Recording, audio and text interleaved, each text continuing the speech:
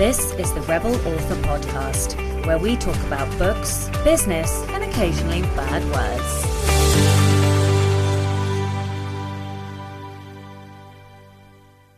Hello Rebels, and welcome to this bonus cheeky little episode celebrating the launch of The Anatomy of a Bestseller audiobook.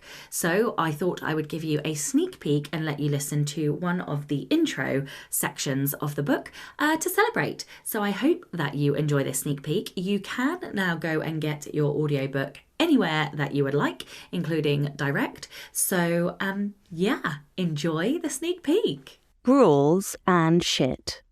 Reading is one of the closest things to magic, and if you disagree, well, you're just plain wrong. It's a precious thing. We're taught as children in the arms of parents and loved ones to open our minds, fill our brains with wonder and worlds. When we read, we visit newfound places and worlds laden with colours we don't have, and creatures that shouldn't exist. Our brains draw rich images from wood pulp and ink. Our hearts shudder with emotions for people that don't exist. What part of that isn't sorcery? Now, readers, well, they experience magic. That's one kind of drug. I'm partial to it, I won't lie.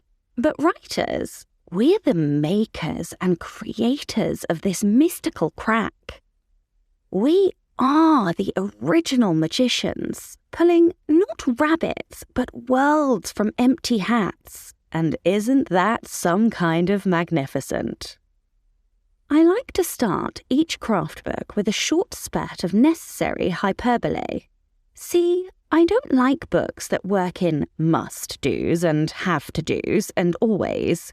Fuck that. Rebel, my sweets. Rebel till your heart turns dark and your stories weep with the blood of your enemies.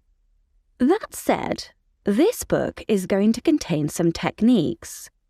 And while I might say you need to do this or that, I don't mean it prescriptively. You don't have to do shit. I'm not your book mama.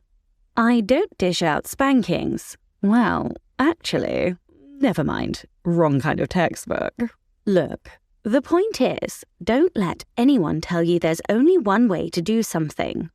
I don't believe there's only one way to learn, and that's the case for craft too.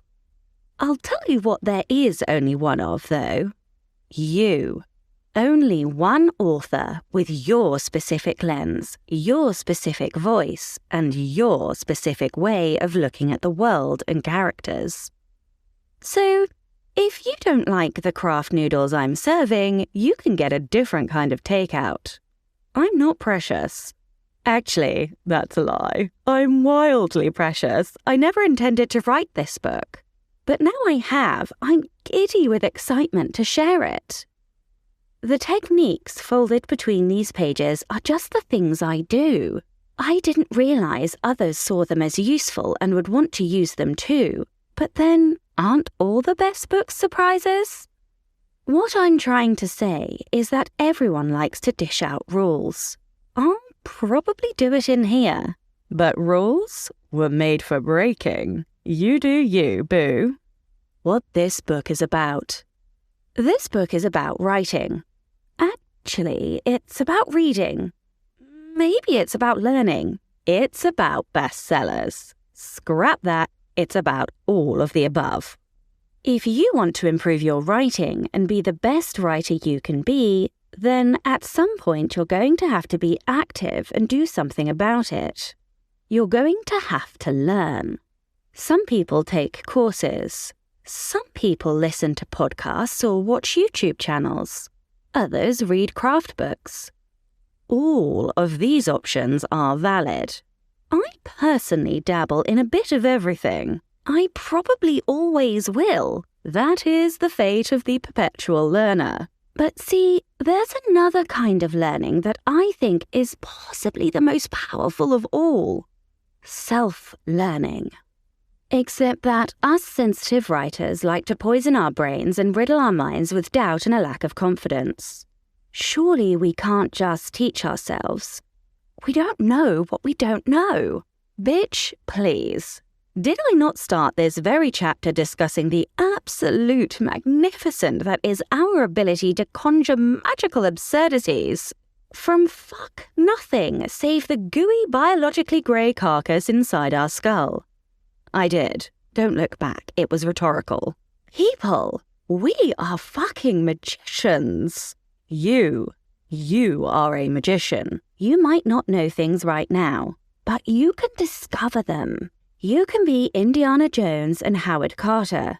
If archaeologists can dig up dinosaur mummy bones, you can be damn sure us lowly writers can unearth a technique or two all by our onesies. I know it's scary to trust oneself, but it's going to be okay. I got your back. This book will show you how to read differently. It's going to make you stop, then take a hot second to figure out the recipe for reader crack. If you're yet to find a method to teach yourself craft, this one might help. Try it. See if your cinders and the glass shoe fits. I should warn, this book might change the way you read, but if it does, that doesn't mean you can only read this way forevermore. Let's not all be extremists, shall we? There's too many of them in the world as it is. You want to read for pleasure? Go do that. You want to read for pleasure the first time and then do the analysis? Cool. I'm not here to stop you. Some caveats. You're not interested in developing your craft. I mean, do we really need to cover this? If you're happy with where your writing is at, this book probably isn't for you. You don't want or aren't willing to try reading in a new way. Paul's face. Henry Ford said, if you always do what you've always done, you'll always get what you've always got. There is one exception to that. If you like the way you read and you feel you're getting enough techniques and tools from them because you learn by osmosis, then outstanding. You're one of the lucky ones that doesn't need to intentionally dig deeper. That's okay. Read the book for info and take everything with a pinch of salt. But if you want to get more from the books you're consuming, if you want to deepen your craft, then let's mix it up. We're going to put some razzle with your dazzle. Try the unicorn pen and sprinkle glitter in your ink. It's go time, bitches. Which brings me to my final caveat. You don't like dark humor or swear words. It's a well-known fact I've never been what society deems a lady. If you don't like it, ciao baby, it's been real. Still with me? Excellent. Let's get reading. There we go. That was your sneak peek at the Anatomy of a Bestseller audiobook. I hope you enjoyed it. I hope you go and grab yourself a coffee and a coffee. That sounded like coffee. I meant coffee. Copy. Oh my God, that's so hard for me to say. Anyway, go grab yourself a copy of the audiobook and enjoy. Don't forget to tune in and subscribe on your podcatcher. And when you have a moment, please leave a review.